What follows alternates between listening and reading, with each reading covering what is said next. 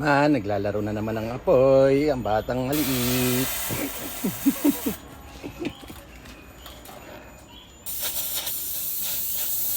Palitan ng bulok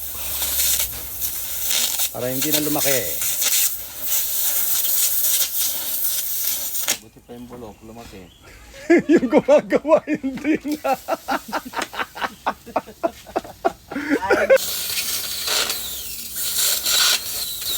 Kasain yung acetylene.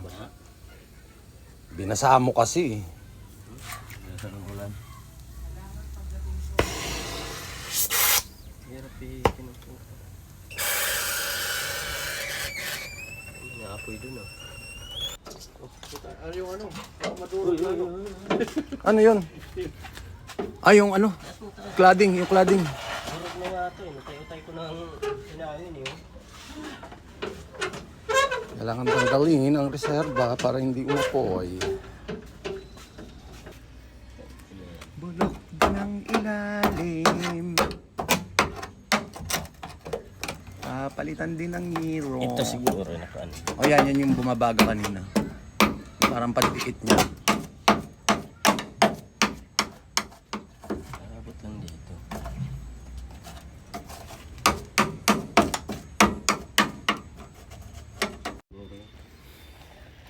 May mekaniko rin yun eh.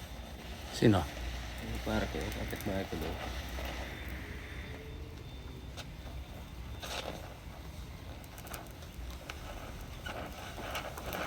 Full weld.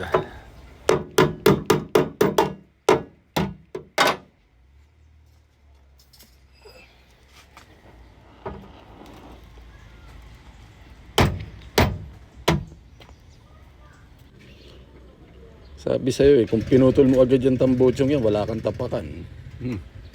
At least ngayon, easy ka nagpo-full weld. Lang kita eh.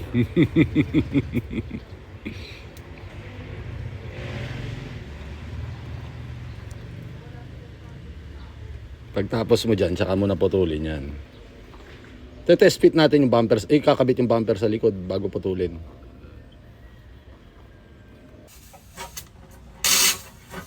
Bye, bulok.